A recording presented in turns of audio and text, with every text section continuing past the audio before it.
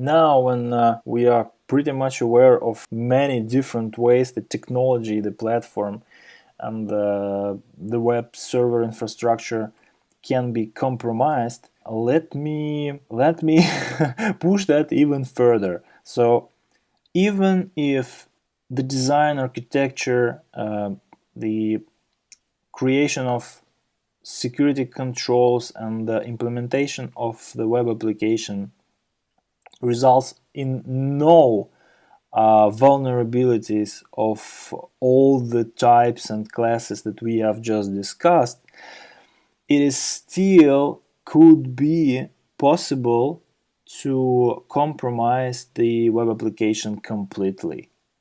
Okay, so why? That's the good question, and the answer is pretty much the same. Because someone thought that it will work this way, but there are certainly other ways of that things working. So this is a lack of proper planning, I would say. So some type of security threat modeling exercise were just missed or performed incorrectly. So once the high-level review of how things should be in the web application and how they should be protected just went missing or produced incorrect results. Yeah, so it just completely missed some threat. Yeah, that we as penetration testers and black hat hackers could pose to the web application.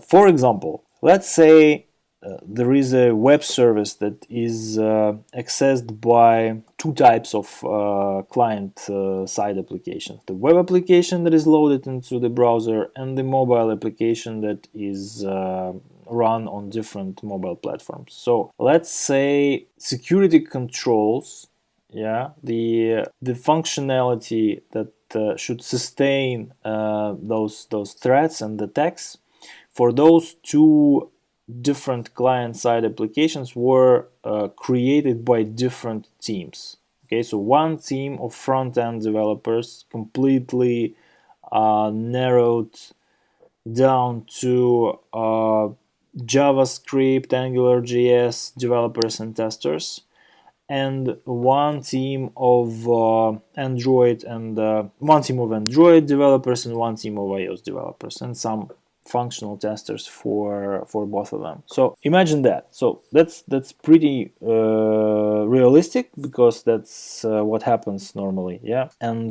imagine that people who were thinking about the web, of course, were not aware of some architecture and platform specifics of mobile applications. Okay, and the people who were thinking about mobile applications were not thinking about what's going on in the web world. Okay, in that particular case, so they were focused on making the things work on their platform of choice.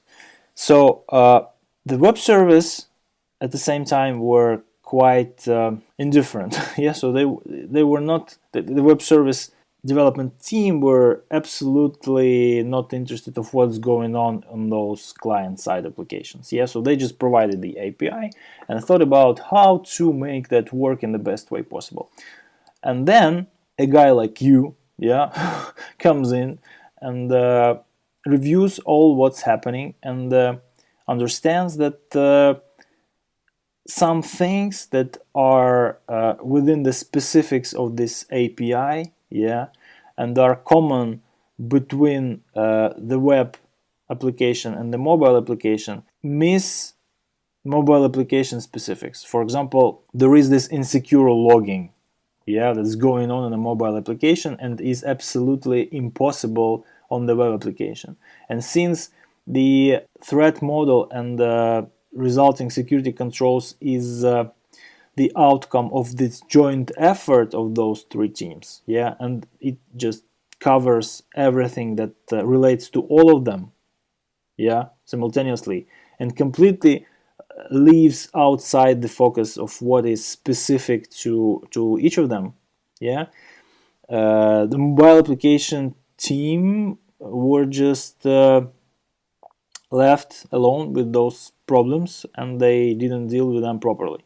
and you find that basically application just logs a lot of sensitive data to the system log that is by default available by every application running on the same system.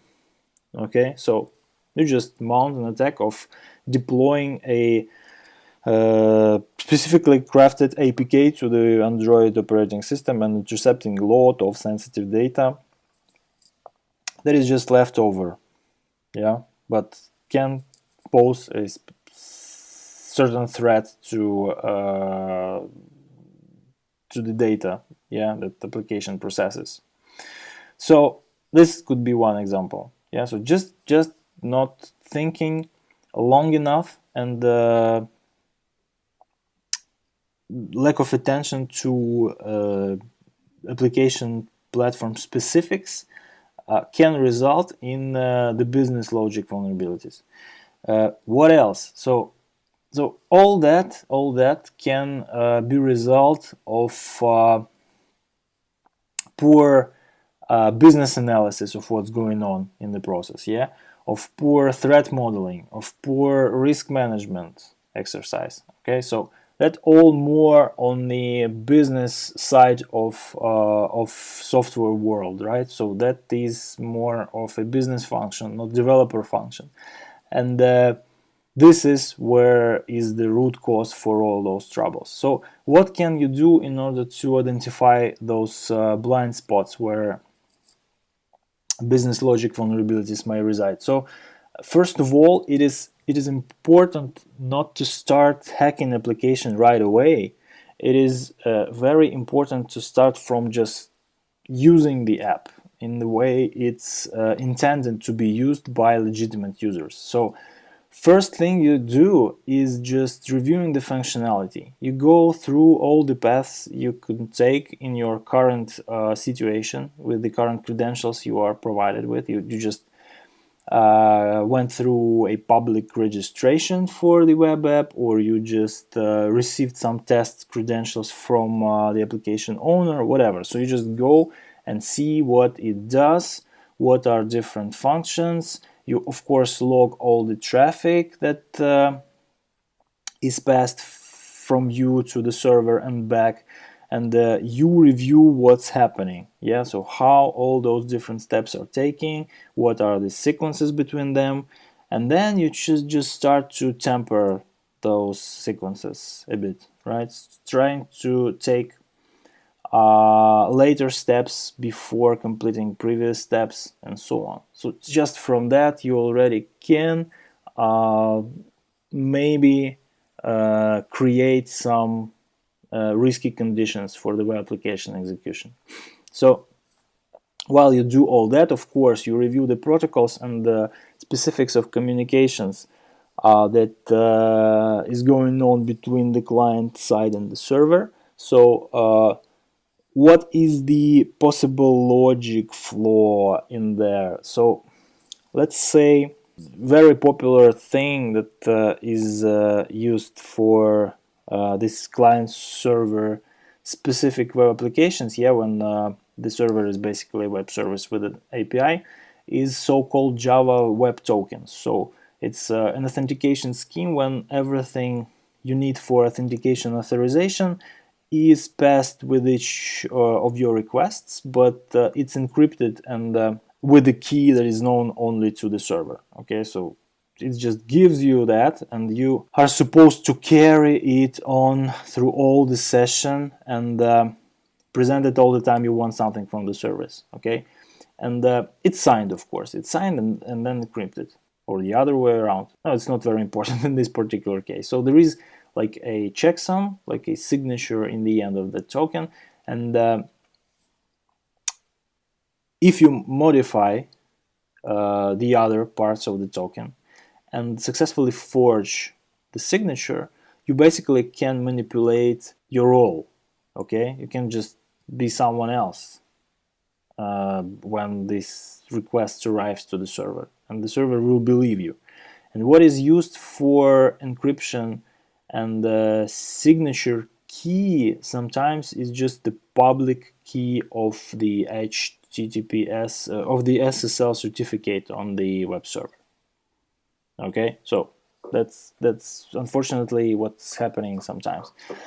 Sometimes just the zero key, just the null key is used, and everything is completely reversible. But sometimes just easily guessable key is chosen for this highly critical operation. So this is one case of possible business logic flaw. It can be classified as misconfiguration as well, but here what should have been really secret is underestimated and is cognitively guessable. Okay.